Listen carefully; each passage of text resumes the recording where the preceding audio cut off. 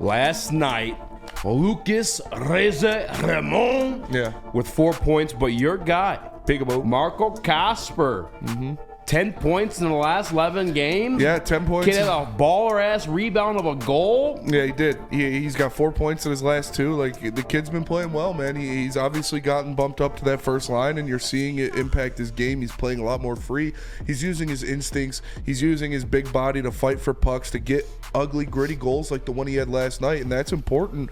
You know, when you're young, when you're a rookie, when you need to make a name for yourself, you're not going to get all these breakaway highlight type goals. Like, that's not how the NHL works. You know, you're going to have to grind some out. You're going to have to get your feet wet by getting in front of the net and getting some putbacks. And he had a nice tip the other day. He had that, like you said, that rebound slammer in the last one. Marco Casper has been playing very, very well for the Detroit Red Wings. I said yesterday that I needed him to step up with Patrick Kane going to the IR, and what did he do? He went out there, he got 3 points. Like, it's exactly what you need out of him. He's on the first line for a reason. Tom McClellan believes in him. His teammates believe in him. You see him going out there using his body, using his size, and you love to see it. Last night, you know, without Kane and Tarasenko and Petrie and Comfer, it was kind of what you're going to see next year. It was kind of a peek into what the YZERPLAN truly is. And you've got Marco Casper performing at a high level. You got Soderblom who gets the goal. Johansson has been playing lights out the past couple games. Edvinsson is becoming a star in the NHL. Obviously, Sider, Raymond, Larkin, those guys are already stars in the NHL. Casper's way better than I thought he was going to be. Casper's a stud, man. I thought he was going to be like a facilitator type guy. Yeah. Like, he's actually like a dog. No, he's a dog, man. I'd love to see it. I truly love to see it because you need guys like that. We needed the secondary scoring. You're getting that from guys like Soderblom. So, you know, he had 1 goal, yeah, but throughout the games that he's played since he came up, you see him being physical. You see him battling for pucks. He is going to be this guy's what, a 6th, 7th round draft pick. Like, it's crazy that he's even playing in these games. I know the Red Wings have a very good track record of making those late round draft picks work, but that doesn't happen in the modern NHL now that everybody has a fantastic overseas scouting department, much like the Red Wings used to. So seeing him go out there using his body, using his size, using his arms, his length, and forechecking and different things like that, and then finally paying off with the goal. He has played a couple very good games. Johansson has been unarguably a top 4 D-man on this team in the past 5 games. So it's awesome to see these young guys stepping up and thriving under Tom McClellan. It's crazy the difference it makes. Someone on Twitter, shout out, I can't remember their name, but they're like, it was great. It's great to see. Dandula, yeah. Someone on Twitter replied to my tweet. He said, it's great to see the new coach not worry about putting Johansson out there for 20 minutes instead of having Hall or Petrie. I know Petrie's hurt, but instead of having Hall or one of those guys out there because they suck, he's giving Johansson that confidence and saying, we're giving you 20 minutes of ice time, kid. Go out there and work. And he's been playing well. He's been very good defensively, and he's getting involved in the offense more and more. So it's good to see the young guys stepping up and the YZERPLAN truly being enacted in front of our eyes. Like, this is what Steve Yzerman wanted out of this team. You've got your guys at the top. You've got your studs. You got Lucas Raymond, who leads the NHL in points since December 29th. 56 points in 50 games. The guy has been lights out. He is a superstar in this league. You've got Larkin, who is playing like a star himself. Mo Sider is playing like a top 10 defenseman in the NHL. Box. He is, I think he's 5th in points for defensemen since December ended. It's just great to see them go out there and truly actualize the talent that they have, especially these young guys. Remember, Lucas Raymond's still fucking 22 years old. He's only that's it's crazy. That is wild. Soderblom is older than Casper and Raymond. That's actually crazy. I didn't know he was only 22. Yeah. I thought he's 22 or 23. I think he's 22. I thought he was like 23, 24. Yeah, I mean, Raymond, we talked about it last year. We were high on it last year going into it. Nick, you especially. But he's 22. Todd McClellan, revenge game. But also 11-4-1 since taking over this Red Wings team. Now 2 games out of the wild card spot. That's like pipe dream material when that coaching change happened. We had already kind of packed away that season. They were almost reaching Pistons territory on the Woodward Heavyweight Show where it's like, yeah, we'll mention them. We're not going to have a whole full segment and talk about them. Yeah. This Red Wings team is alive. I went to the game Saturday. The LCA's rocking. That place absolutely deserves a couple playoff games. Nick, where you at with it, man? we have been sold this bill of goods for a long time, and it's been this whole entire city for that matter. When it comes to hockey, you talk about all of these prospects that Steve Yzerman has drafted. You talk about baseball, all the prospects, wait for the kids to come up, you know, and you talk about the Pistons, just wait until the young core finally gets there. You're finally seeing it with the Pistons. Shout out Todd, because he is getting the most out of his guys. And you talked about Johansson specifically, Spencer. Thank God, because the best players are on the ice. Needed him. This is what I've been waiting for. It's you're actually playing your best players. And you said, yeah, Jeff Petry's been hurt. No wonder our defense looks good, Spencer. All right, relax. For what reason? Who am I? Am I scared of hiding feelings about Jeff Petry? He's Talk a 35-year-old plus vet. Like, he makes his team worse. Marco Kasper, I was wrong on. I'm with you, Easy. I wasn't sure that he was going to be able to produce because he didn't at the AHL level when it came to goal scoring. He was the one setting up for others. Now he's getting set up for. I thought it was really big last night. Even the last goal of the game, the empty netter, Dylan Larkin got him the puck. He gave it to Larkin, too. The way that, yeah, exactly. I love that. I thought one of the biggest plays in the game was on Kasper's goal when he was crashing the net earlier in that sequence.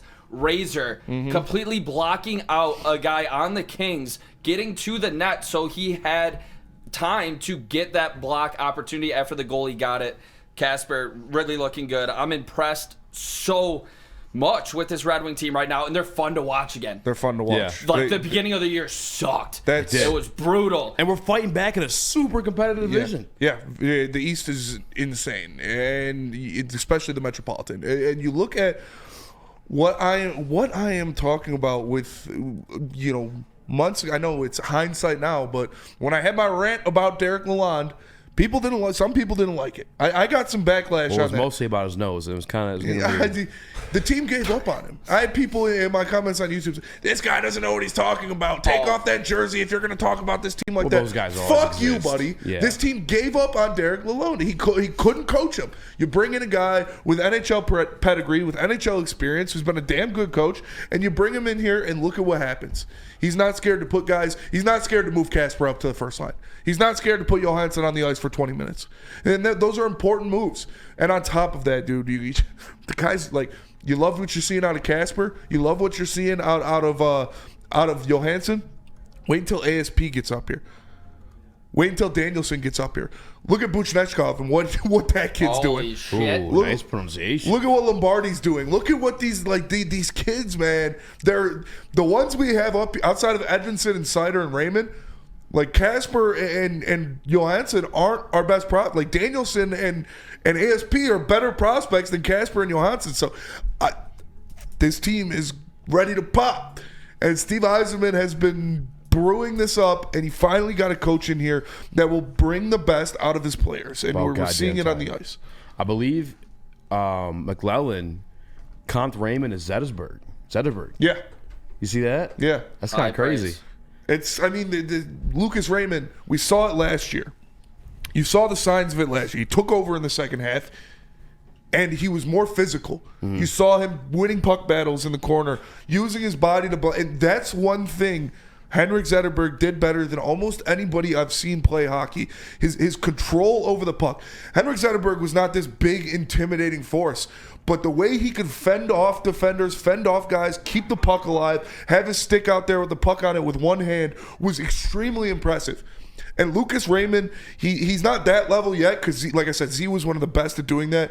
But seeing him be more physical, seeing him getting in there, like Nick said, in that play before Kasper's goal, boxing out the Kings defender, not allowing them to clear the zone with it. He is winning puck battles. He is so much more improved facilitating this year. Like, his pass on the DeBrincat goal, that was a fucking beauty.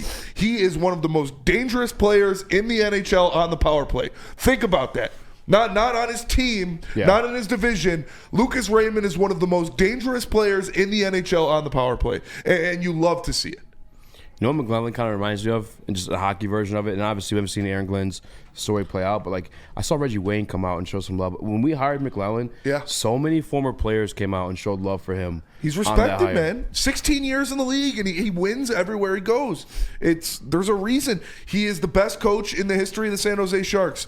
He's a top 5 coach in the history of the Edmonton Oilers. Like this guy wins when he coaches play, and veterans respect him.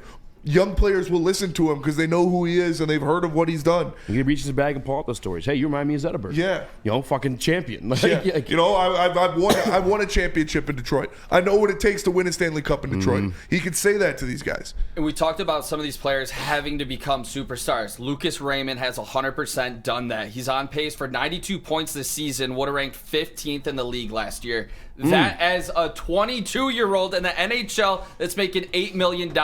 Shout out Stevie Y for that one. And obviously, like we talked about, can Casper become that superstar? I didn't think so. Casper? I mean, Casper's an absolute dog. But yeah, Lucas Raymond, I mean, face of the Wings right now. I think it's incredible to watch this kid play. And like I said, there's so many more players still in the hopper that Steve Yzerman is going to unleash. Can you say it again in a Canadian accent? In the hopper. In the hopper. That's Boston. That's Boston. In the hopper. Throw him in the hopper? in the hopper. There's so many more players in the hopper for Stevie Eyes that don't go out there and throw at these NHL players. You know, there's so many young guys out there. I'm serious though. You look. I mentioned ASP and Danielson. You've got Mazur. You got Buchnechkov. You got Lombardi. You've got the 2 goalies in Kosa and Augustine. You've got Wallander, who's playing really well defensively. Like two defensemen in ASP and Wallander, multiple forwards that are just putting on snipe shows at different levels, and then Danielson looking like a point guard out there, and then you've got 2 goalies that you think are going to be your tandem going forward. The well is deep for prospects in the Detroit Red Wings organization. That's something I don't get. Is I just wish Kosa was up. Yeah, That's he's going to be up next year. I can bitch about right now. You got Lyon, Campbell, and Husso are all free agents next year, so it's going to be Kosa and Talbot unless they trade. Contract thing. Talbot right? looks good. Unless Talbot looks good. This is what. Talbot's been on his head. Cam Talbot. They're in the homestand. This is what he is. He is an NHL 1 goalie. He's old now, so you shouldn't ask him to carry your team all year. Oh, he's carrying. Like he's carrying. I think he's got like a 96% save rate in the last homestand. That's what he's been, man. That's what he's been his whole career. He's just a lot older than he used to be, so you can't really expect him to keep up this pace. But next year, if you got him as the gray bush and then Kosa as the guy too, that's a great combination. That was go ahead. Real quick before you, it was real funny to hear Mickey Redman kind of laughing when he booked it to the bench. He was laughing his ass off. I love Mickey, dude. My bad. No, you're good. God bless Mickey Redman. The Red Wings need to be in the playoffs again for Mickey Redman. Like, for sure. I don't even want to start talking about that because it's going to make me cry. But Mickey Redman and Ken Daniels are the best play calling tandem I've ever heard in my entire life. I think Ken Daniels is the best play-by-play caller of all time. And these guys, I need. You remember how hyped they were at the end of the year calling those games that actually meant Raymond, Lucas Raymond. Like, it was live in the city. Those guys deserve the Red Wings to be playoff contenders again. Me and Nick hit a bar for the clinching game. It was packed. Yeah. That hurt. And then what had to happen, or what couldn't happen, did happen, where they pulled their goalie because in the other game. So how many games has? That was just such a pussy move. Yeah. That was a pussy I mean, move. they're doing what they got to do. If they don't win regulation, they weren't making it. So that was. It's 10 games until you leave your entry level contract. Mm-hmm. And Kosa's played like 3. Yeah, I think so. Not even. I thought he's played. Yeah. I mean, I guess I get it.